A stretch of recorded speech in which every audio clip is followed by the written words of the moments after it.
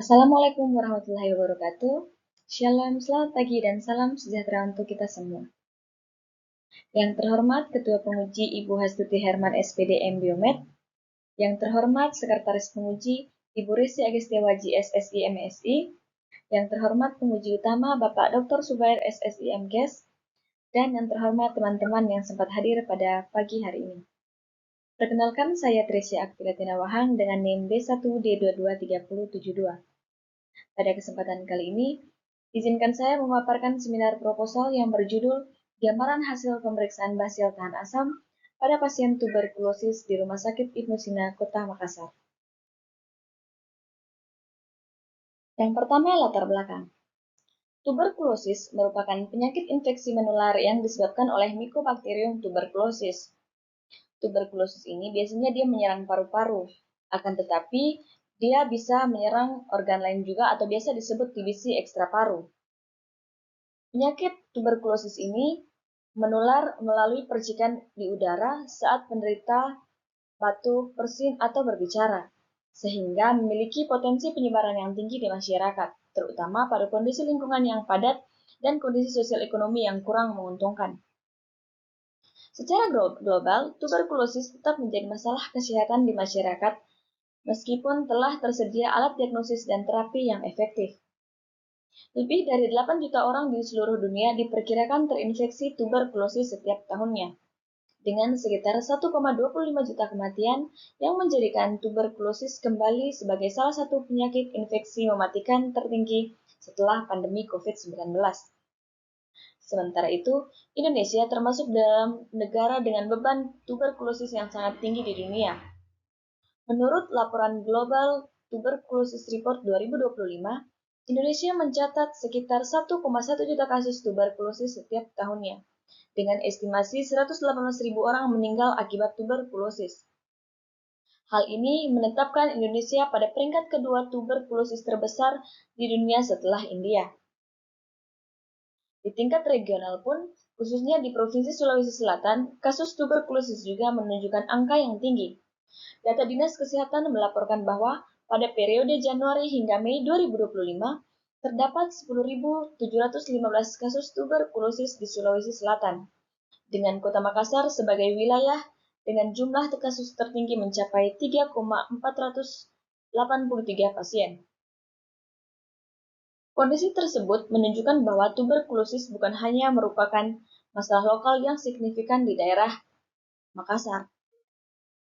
Adapun diagnosis dini tuberkulosis sangat penting untuk menekan angka penularan serta angka kematian. Salah satu metode laboratorium yang umum digunakan di fasilitas kesehatan adalah pemeriksaan basil tahan asam atau BTA.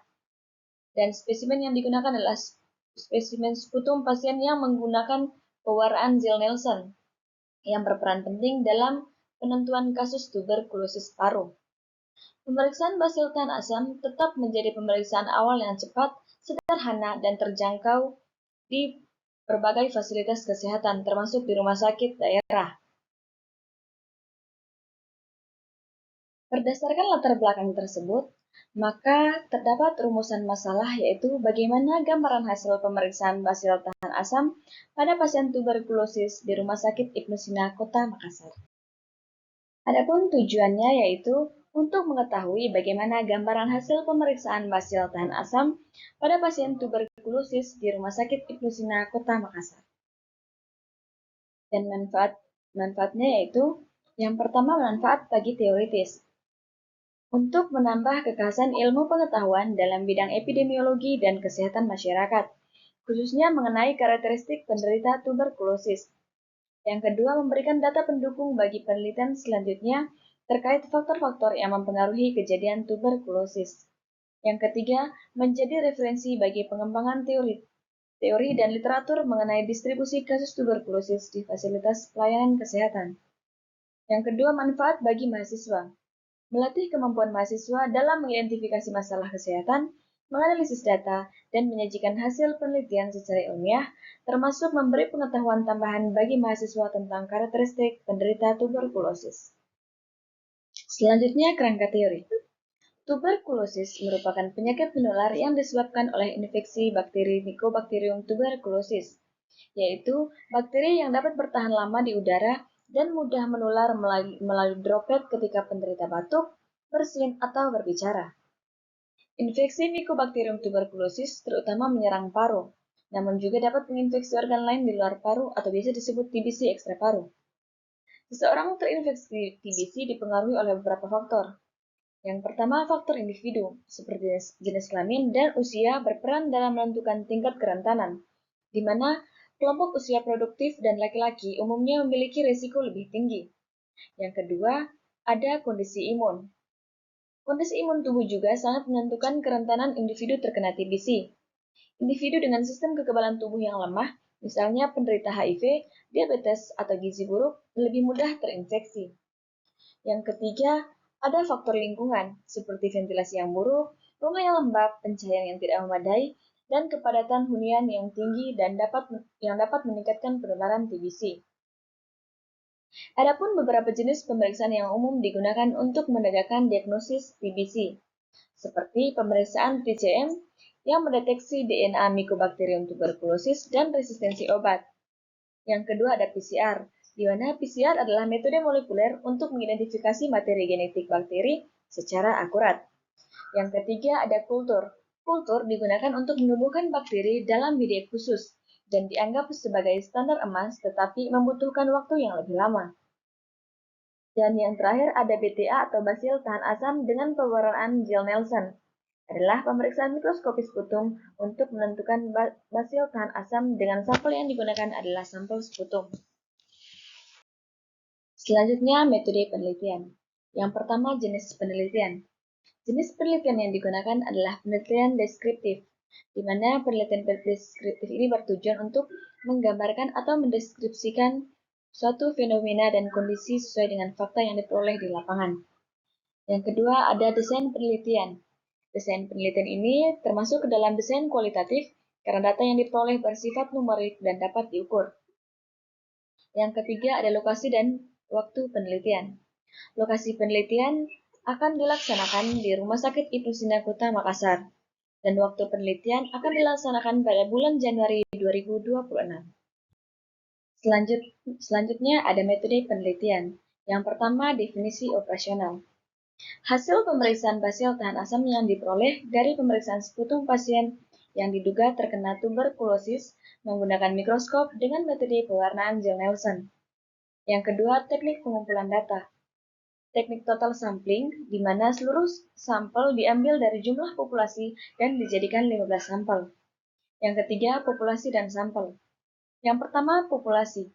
Populasi dalam penelitian ini adalah seluruh pasien yang menjalani pemeriksaan basil tahan asam di Rumah Sakit Ibnu Sina Kota Makassar selama periode Januari 2026. Yang kedua, sampel penelitian. Sampel yang digunakan yaitu sputum pagi dan sputum sewaktu dari pasien di Rumah Sakit Ibnu Sina Kota Makassar. Yang keempat, teknik analisis data.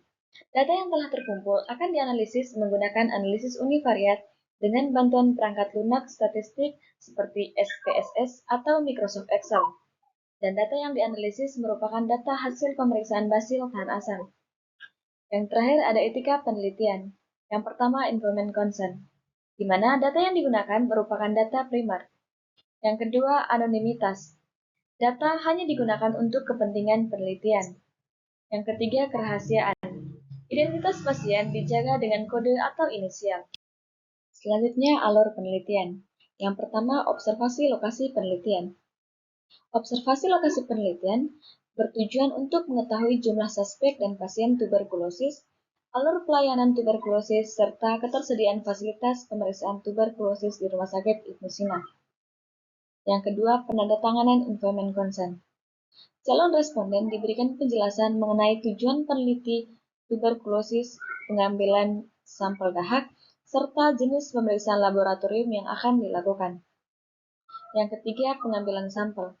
Sampel berupa dahak yang diambil dari responden sesuai dengan kriteria inklusif dan eksklusif penderita tuberkulosis. Yang keempat, pemeriksaan laboratorium. Sampel dahak diperiksa di laboratorium menggunakan metode pemeriksaan basil tahan asam dengan pewarnaan gel Nelson. Yang kelima, hasil. Hasil pemeriksaan laboratorium akan dicatat dan disajikan dalam bentuk data seperti jumlah sampel positif dan negatif tuberkulosis. Yang keenam, pembahasan. Hasil penelitian dianalisis dengan membandingkan temuan penelitian dengan teori, pedoman TB nasional, serta hasil penelitian sebelumnya. Yang terakhir, kesimpulan. Kesimpulan disusun berdasarkan hasil dan pembahasan untuk menjawab tujuan dari penelitian tuberkulosis. Demikian proposal penelitian ini. Saya berharap melalui penelitian ini saya dapat memperoleh gambaran yang lebih jelas mengenai tuberkulosis, sehingga hasilnya dapat menjadi bahan pertimbangan dalam peningkatan pelayanan dan pengendalian tuberkulosis. Akhir kata saya ucapkan terima kasih. Wassalamualaikum warahmatullahi wabarakatuh.